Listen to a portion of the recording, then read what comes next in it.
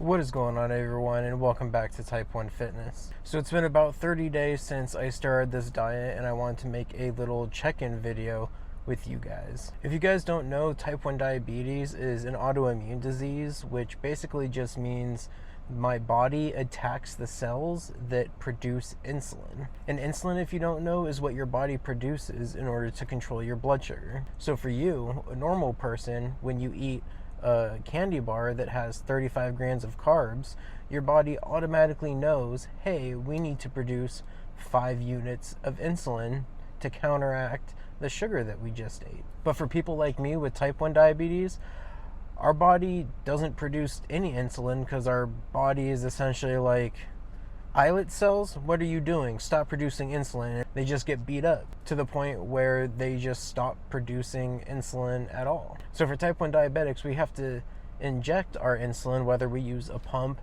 syringes or needles, or what I use is a pen where you can just dial how much insulin you want and then poke yourself like that. And the reason I started this 30-day challenge was because when I went to go see my eye doctor, they noticed that I had some swelling in my left eye that could be caused because of a lack of blood sugar control. And that's just one of the many complications that diabetics can have from having out of control blood sugar. So I went on this diet because, one, I wanted to get my blood sugar in a well-controlled range, which luckily enough, after dieting for 30 days and exercising, it has actually been in a pretty good range. Now, I'm not following any specific diet.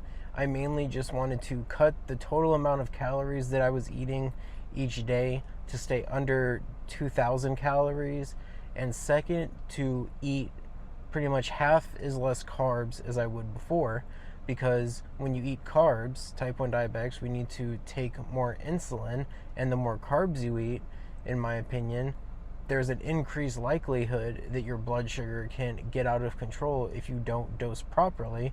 So my rationale was eat less carbs, have to worry less about dosing, and therefore my blood sugar over the long run would be more well maintained. So for this diet, my routine has basically been eating breakfast around 9:30 in the morning with pretty low carb diet. You guys can go back.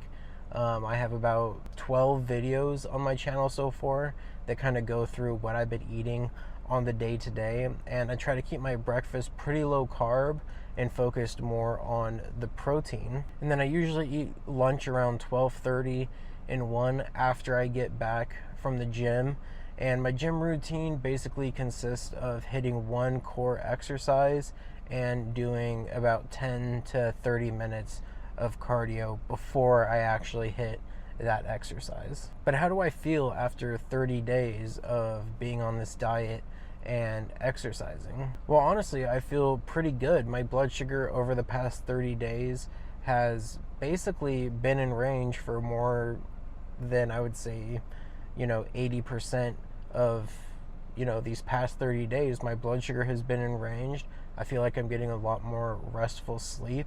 And how I know that is I actually started dreaming a lot more than before. Before I might have had like 1 or 2 dreams in a week, and now pretty much every night I'm having dreams, which is kind of fun, honestly. I kind of missed having dreams. I would say for about the first 2 weeks of this diet, I definitely was craving a lot of food, but I think what helped was I actually started this diet after I was getting over a cold that I had for 2 weeks.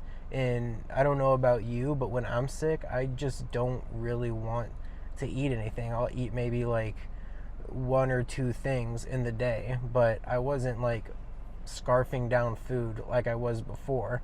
So I think what helped with the cravings was actually starting the diet after I was sick, after 2 weeks of already like not wanting to eat a bunch of food. When I started this diet, I was 290 pounds, and while I'm waiting for the 3-month mark to actually step on the scale to see, what kind of results this diet has produced, I definitely feel a lot more energized, and I actually feel like I have the motivation to go out to the gym pretty much every single day. And if you're type 1 diabetic, here's a couple of tips that I think will really help you out. My first tip is get these Pedialyte electrolyte packets. These things are honestly a lifesaver. Only 50 calories, and only 50 calories for 15 grams of carbs and a boatload of electrolytes.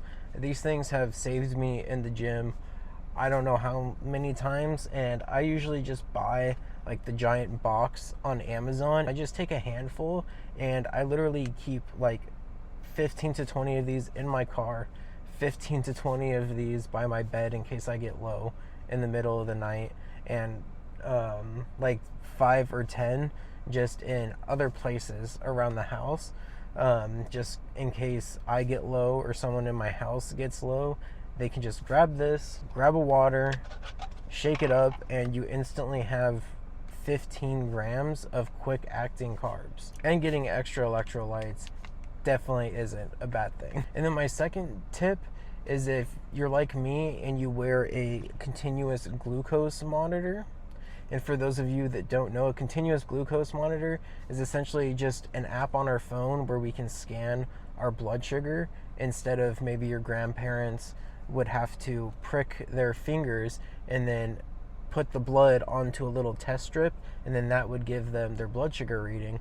But with a continuous glucose monitor, I can scan my monitor pretty much anytime that I want, and it gives me a somewhat accurate reading of where my blood sugar is. But my tip for that is, sometimes your continuous glucose monitor isn't always extremely accurate. So one thing I would definitely recommend for type 1 diabetics, or just anyone that wants to get in shape or start going to the gym, is start recognizing the signals that your body is telling you.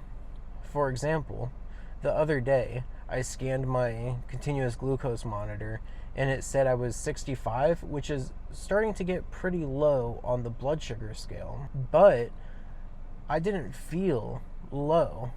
So as a diabetic, I have a dilemma. Do I try to correct the low blood sugar that my continuous glucose monitor is telling me, or do I listen to my body and wait for my body to actually tell you, like, hey, we feel like we're starting to get low? And what I did was I waited about 15-20 minutes to see if, my body is going to be telling me that my blood sugar is actually low. And in that time frame, I tested my blood sugar again, and the continuous glucose monitor said I was 115, which is pretty much in range. So those are some tips that I would recommend for diabetics or even non-diabetics to implement into their daily routine. I'll have a link to my Twitter, or X now, I guess, in the description down below if you guys want to follow along with me on what I'm eating daily. I post it over there on X. I basically post what I've been eating. So hopefully you guys like this video series. So if you guys enjoy the content,